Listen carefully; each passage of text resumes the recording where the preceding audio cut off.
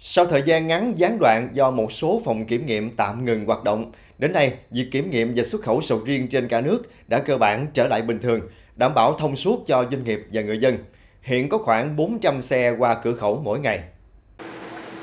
Theo ông Quỳnh Tấn Đạt, Cục trưởng Cục Trồng trọt và Bảo vệ thực vật, mỗi ngày Lạng Sơn có 200 tới 250 xe, Lào Cai có 100 đến 150 xe và Móng Cái khoảng 50 xe làm thủ tục thông quan. Trước đó, cuối tháng 10, một số phòng kiểm nghiệm tạm ngừng hoạt động để bảo trì, khiến việc xét nghiệm mẫu chậm, ảnh hưởng đến tiến độ xuất khẩu. Bộ Nông nghiệp và Môi trường đã phối hợp với phía Trung Quốc tháo gỡ kỹ thuật, bảo đảm không để lô hàng nào bị gián đoạn. Việt Nam đang có 24 phòng kiểm nghiệm được GACC công nhận, tổng công suất 3.200 mẫu một ngày, đảm bảo nhu cầu thực tế.